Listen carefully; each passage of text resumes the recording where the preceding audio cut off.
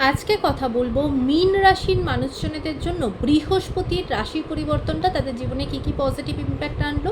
আজকে আমরা এই ভিডিওর মাধ্যমে সেটা নিয়ে কথা বলবো। দেখুন, মীন রাশির জন্য বৃহস্পতি অবস্থান করছে তাদের 5 নম্বর ঘরে। এবার এই 5 নম্বর ঘর থেকে সে যে ঘরগুলোকে দেখছে সেটা হলো 9th হাউস, 11th হাউস এবং ফার্স্ট হাউস।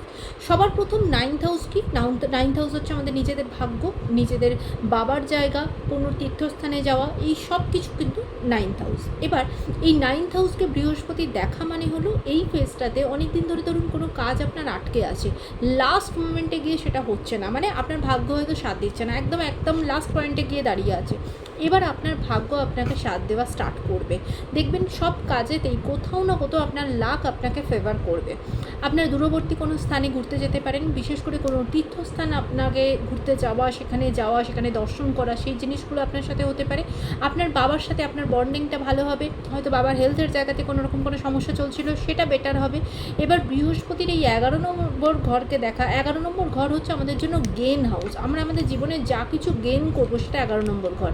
সেটা আপনার কেরিয়ারের দিক থেকে কোনো প্রমোশন বা ভালো কোনো ইনকামের জায়গা, ভালো কোনো পজিটিভ, আরও কোনো ভালো পোস্টে যাওয়া, পজিটিভ জায়গায় যাওয়া, যেটা হয়তো আপনি অনেক দিন ধরে চাইছিলেন সেটাকে অর্জন করতে, সেই রকম কোনো কিছু সেটা আপনি করতে পারবেন। এমনকি কোনো প্রপার্টি সেটা আপনি কিনতে পারা, নিতে পারা, এই জিনিসটা সেটা আপনার সাথে হবে।